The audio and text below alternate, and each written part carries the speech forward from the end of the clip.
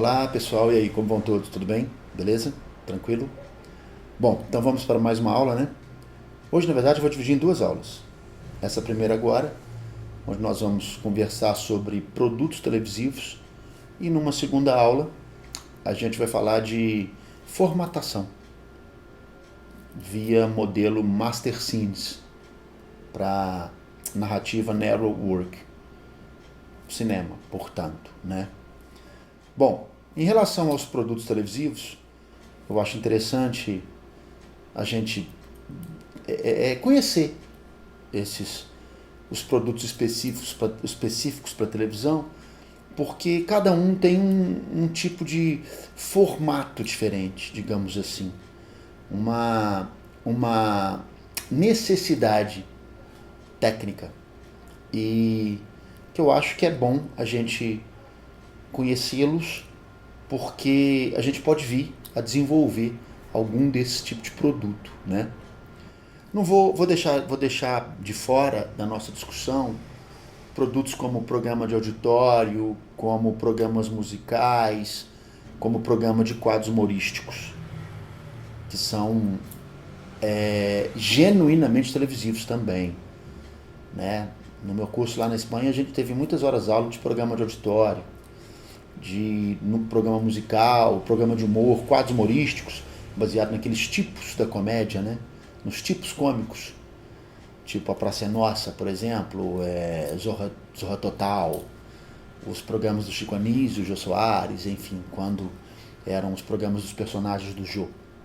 Vou deixar de fora isso, porque isso, como tem sempre uma redação final, tem sempre um roteirista, mas muito frequentemente também acontece, às vezes, não necessariamente, mas às vezes alguns daqueles personagens constroem seu próprio texto, outros não, outros pegam um texto pronto, e como são quadros, são pequenos quadros que duram poucos minutos, a estrutura do roteiro é bastante simples, dentro de cada quadro, né?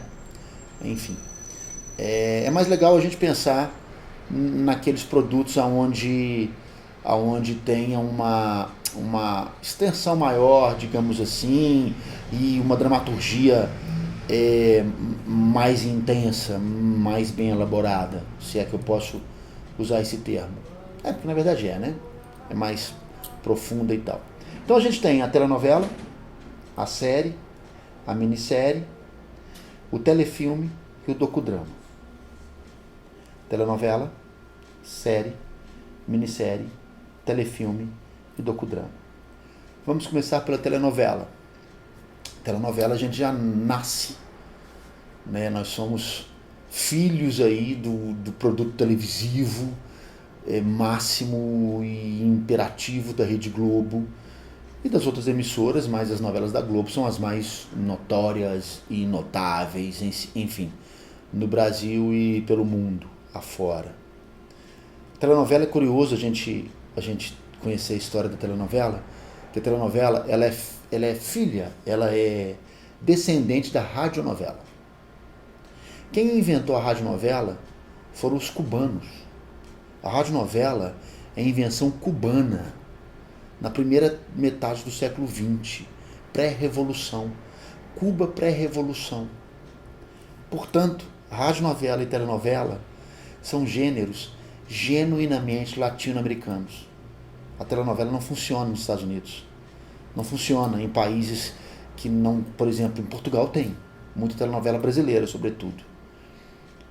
Quem já foi lá e quem já ligou a televisão portuguesa sabe a quantidade de telenovela brasileira que passa lá. Tem muito. Porque é a língua portuguesa. A telenovela é exportada.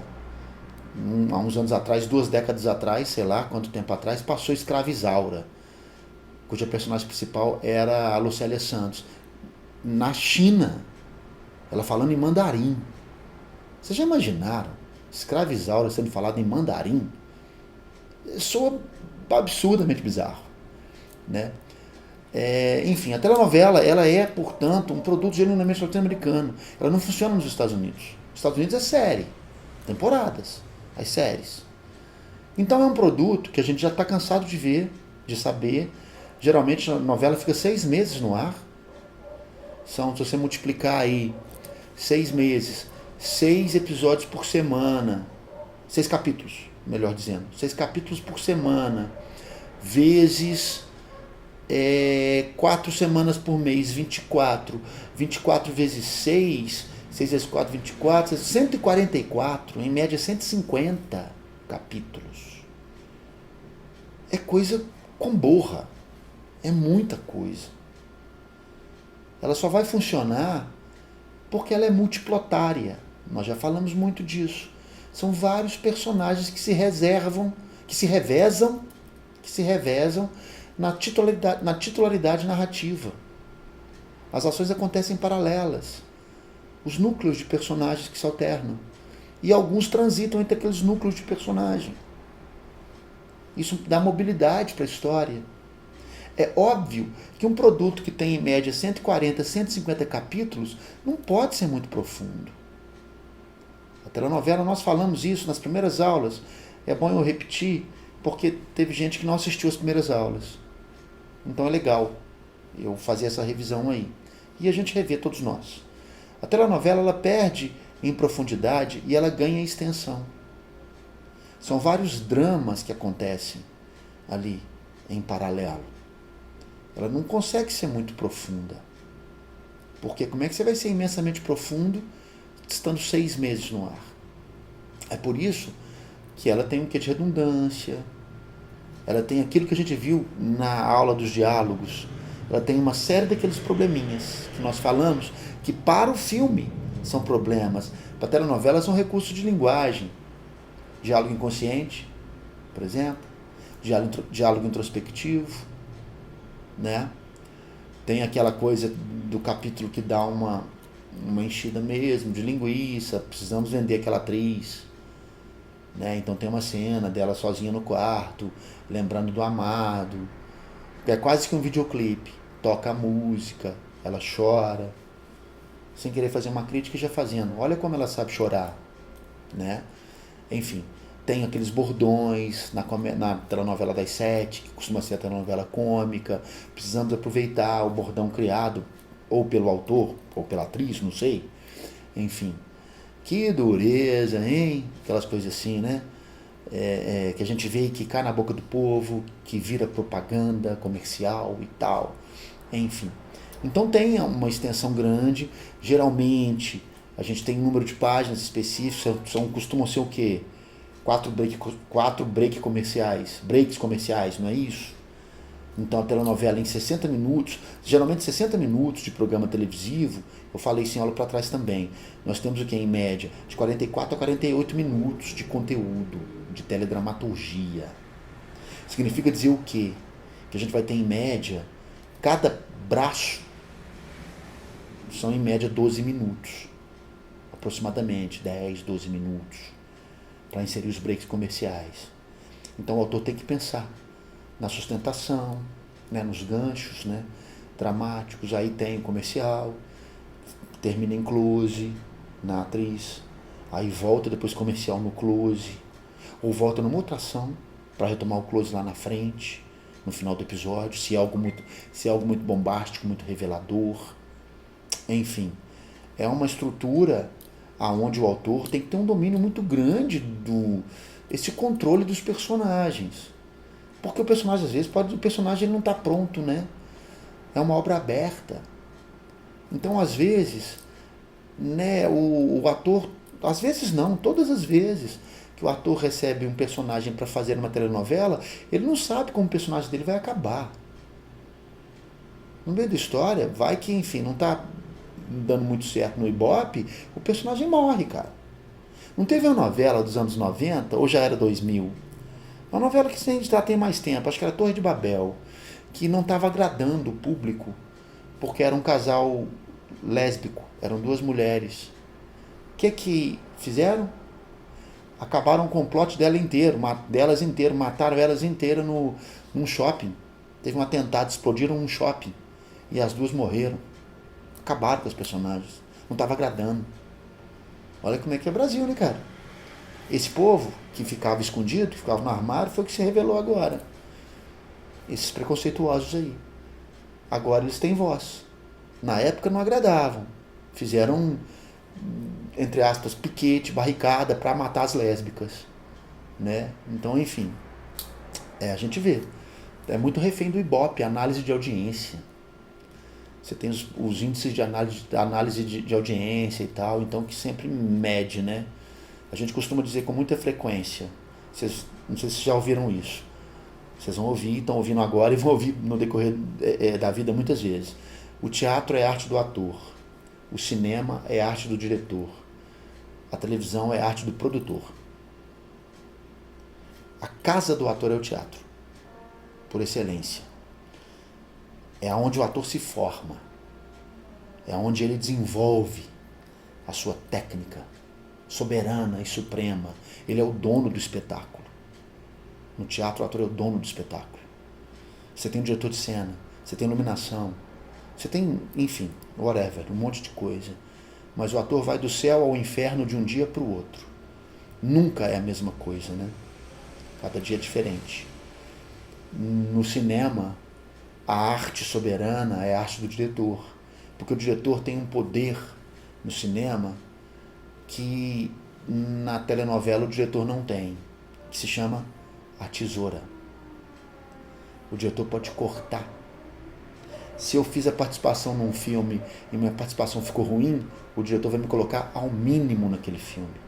Se não é um personagem fundamental, ele vai me limar do filme. Eu com muita frequência, como eu monto filme também, eu já fiz isso.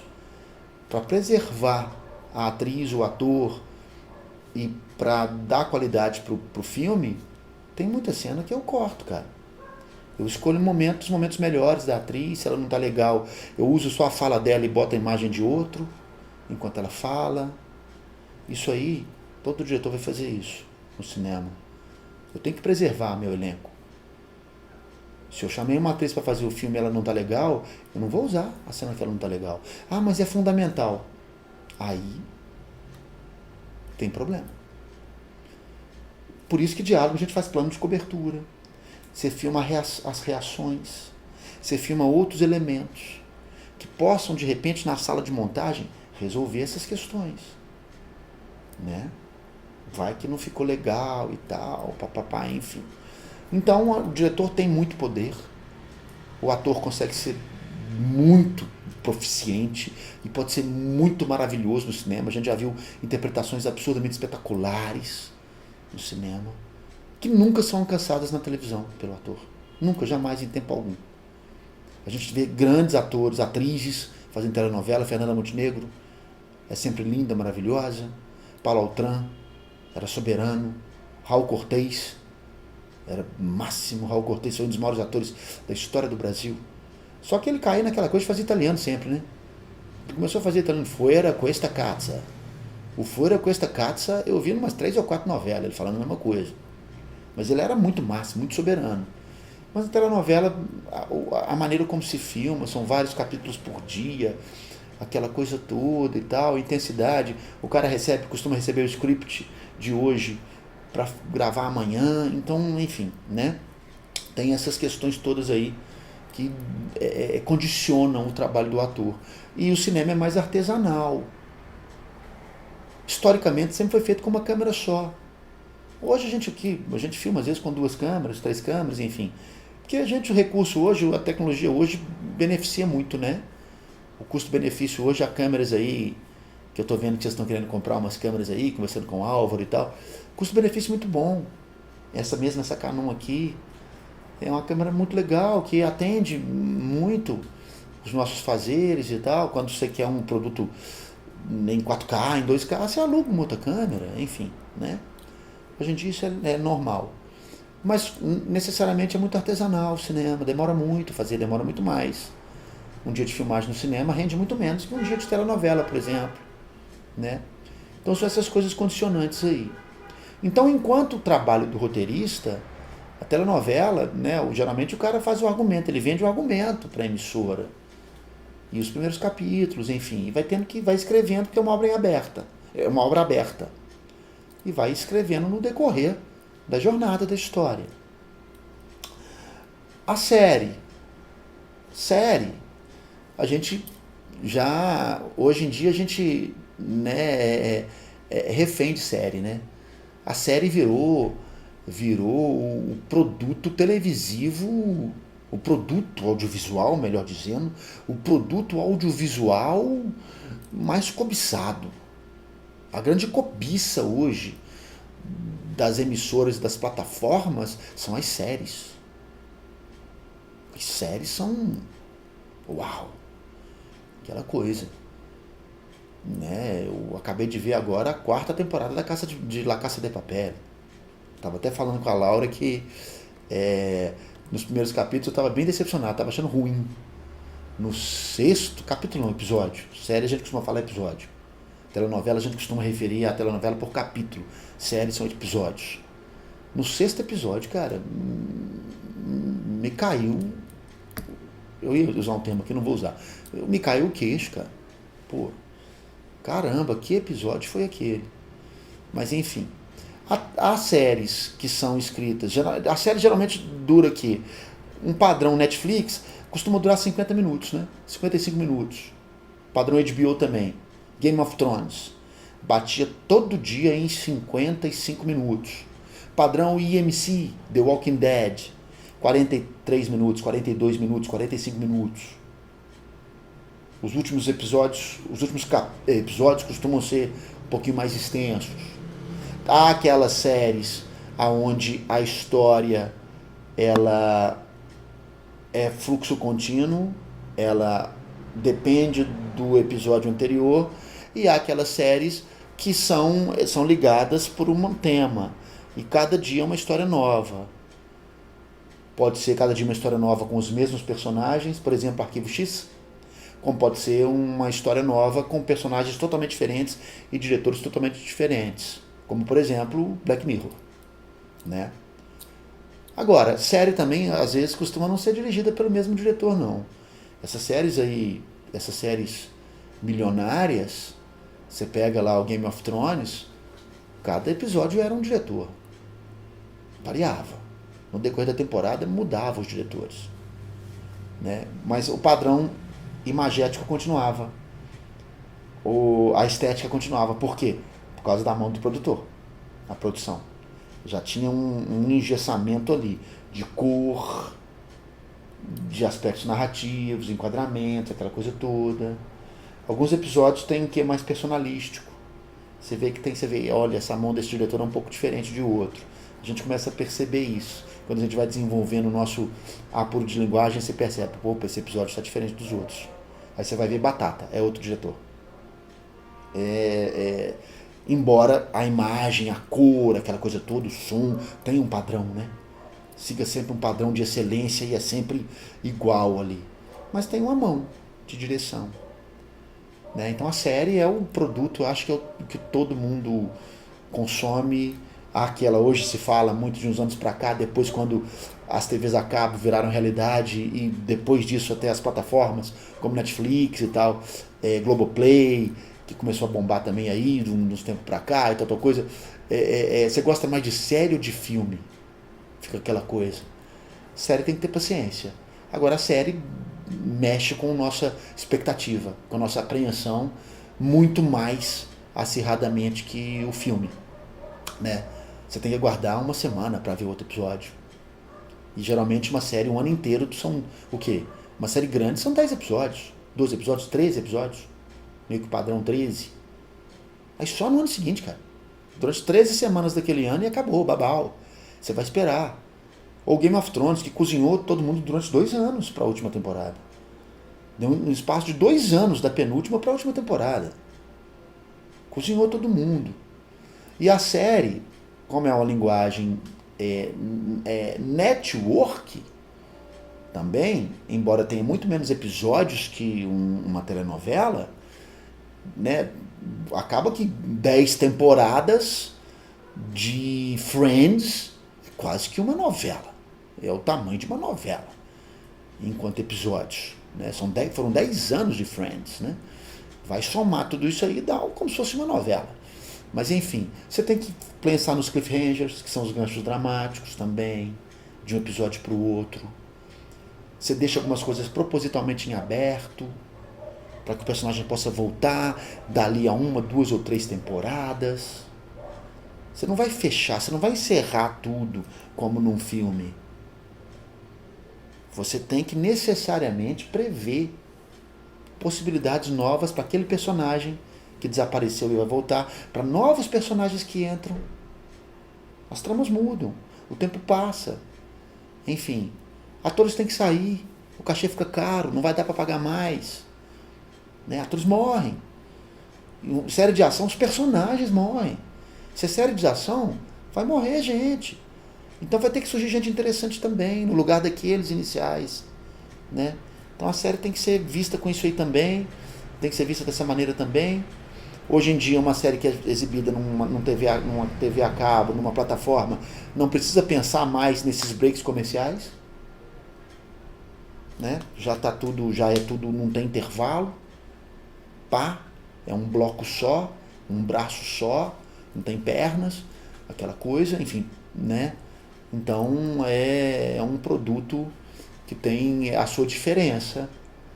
Pode ser mais profundo, ou partes pode ser mais profundo. Vai ser também multiplotária, há mais de um plot. Às vezes algumas séries não tem tanto multiplot, como por exemplo Two and a Half Men. Era praticamente o tempo todo passado na casa. Do cara com o filho e o tio, o irmão do pai, o tio do menino. Era mais de umas vezes, tinha a cena do pai fora da casa e a cena do tio com o sobrinho em casa. Não tem uma multiplicidade de plots como uma telenovela. Né? Às vezes há episódios, por exemplo, do Black Mirror que é condensado no personagem o tempo todo. O tempo todo. Não tem muitos personagens na trama. Né? Enfim, diferente, portanto, bastante da telenovela. Minissérie. A minissérie era aquela série. A Rede Globo era o melhor produto que a Globo tinha, e acho que continua tendo, são as minisséries. Minissérie era um negócio, com o número de capítulos X já definido. Já tinha um número pronto de capítulos. Às vezes inventaram até a microsérie. Microsérie. Quem viu aquela Hoje é Dia de Maria? Eram 3 episódios. 3. Microséries. Minissérie o patos pode ser profundo, você tem o quê? Dura um mês, dura 2 semanas, 3 semanas. Enfim, uma vez por semana, 2 vezes por semana, encaixado na grade de programação. A minissérie necessariamente aí um episódio é continuação do outro. Um episódio continua o outro. Não sei se necessariamente, não me lembro de ter minissérie onde cada episódio era uma história diferente. Se alguém se lembrar, ok, aí falha minha. Mas as que eu me lembro, assim, a minissérie sempre tinha uma continuação, um episódio que dependia do outro. Então tem profundidade, a estética é bem diferente de telenovela, a maneira de fazer transita ali, está mais próximo do cinema. Hoje em dia, aliás, a gente vê hoje série, também voltando à série com look cinemão, né? Série com um puta tratamento de imagem, sensacional. É o que a maioria das telenovelas não tem condição de fazer, pelo volume, pelo conteúdo, e até mesmo pelo veículo, né? Enfim, é um formato de produção diferente, posicionamento de câmeras, é diferente e tal. Enfim, tramas, né? Tudo conlui para que aquele produto seja diferente de outro produto. Então, a minissérie é isso. Geralmente é aquele produto episódico que já tem uma duração X. Acaba, encerra. X número de episódios que se encerra. Telenovela, série, minissérie, telefilme. Telefilme, o próprio nome já diz. Telefilme é o filme feito para a televisão. Ele não vai ser lançado no cinema. Ele já vai direto para a televisão.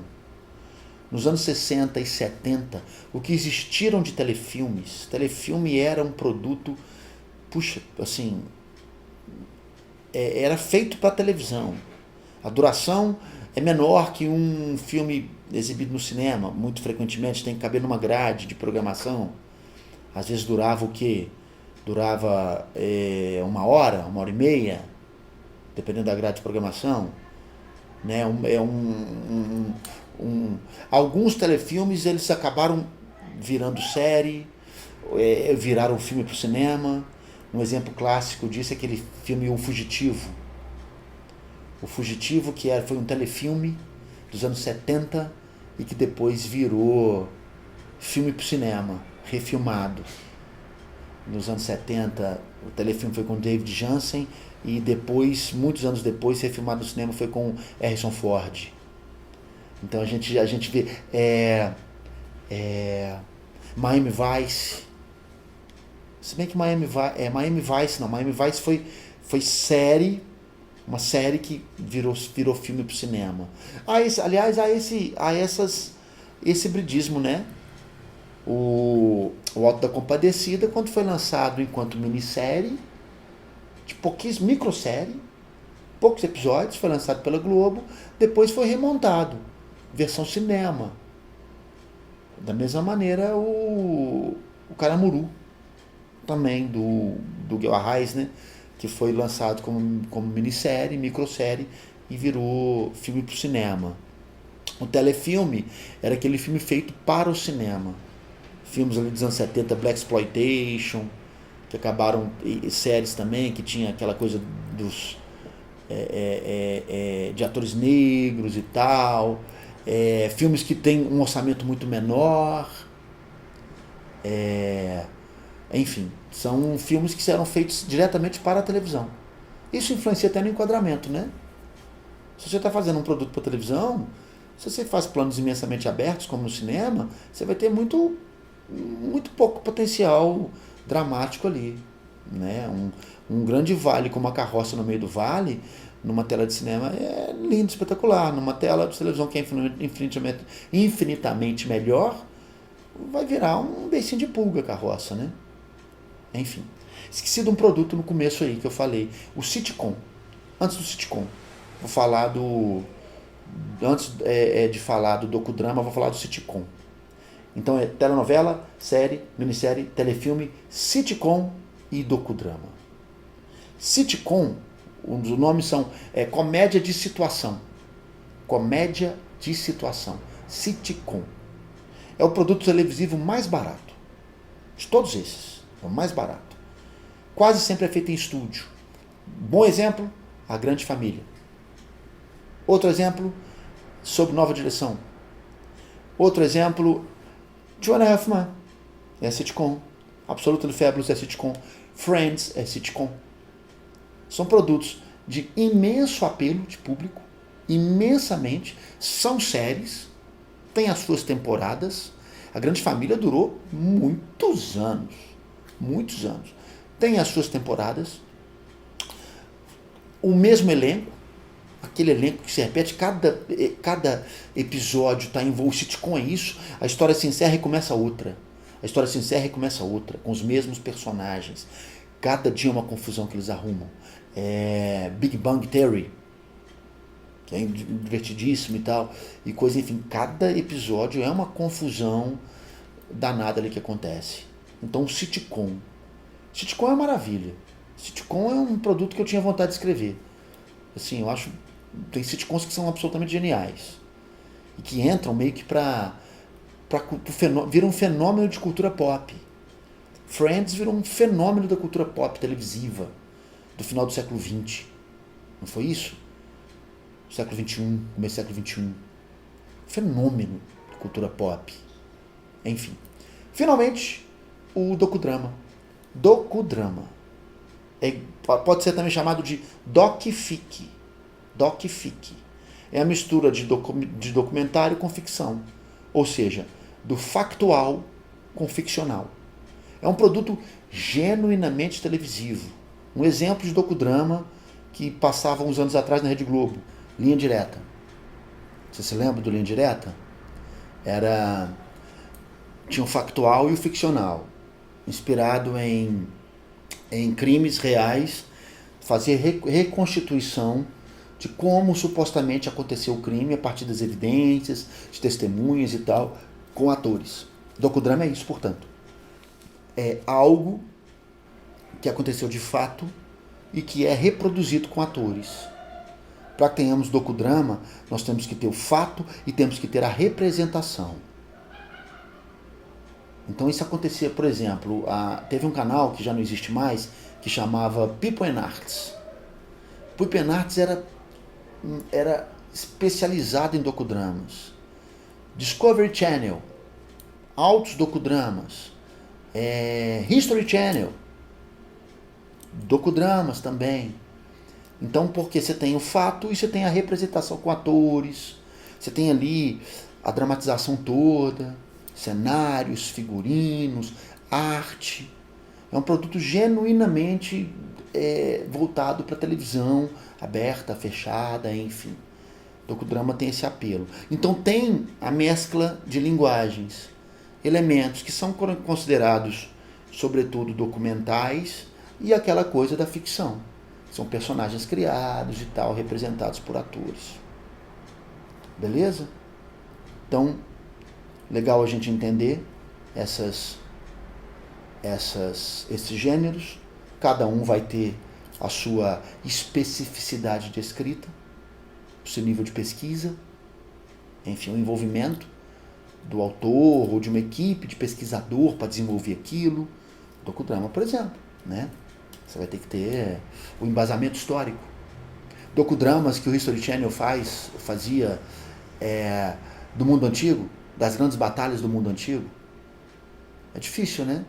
Você vai até o século XIX ali, segunda metade do século XIX, você ainda tem imagens, tem fotografia, dependendo do assunto e tal. Dali para trás, não existe mais. Quanto mais a gente vai voltando no tempo, menos registro a gente tem. Aí vira um negócio que envolve pesquisador, historiador e, ao mesmo tempo, o autor, o cara que tem o domínio ali do logos dramático, né? A estruturação e tal e coisa. E a gente tem esses produtos aí de tudo quanto é gênero, né? Existe série de tudo quanto é gênero cinematográfico. Tem série de terror, tem série de policial, tem série de docudrama. Uma série que faz muito sucesso nos Estados Unidos, de crimes também, e reconstrução dos crimes. É onde, aliás, o Linha Direta se inspirou. Enfim, então a gente vê série de tudo quanto é gênero. Série infantil, série erótica, série de western, série de ficção científica, e enfim, e por aí vai, né? Série de desenho animado, é uma série, né? Os Simpsons. Aliás, salvo engano, acho que não estou enganado, é a série recorde de temporadas. Recorde de temporadas, é os Simpsons. Já está há não sei quantos anos aí no ar, ininterruptamente. Enfim, se eu estiver errado também, né? Alguém vai e me corrige aí. Mas, valeu galera, beleza? Até a próxima aula. Abraço.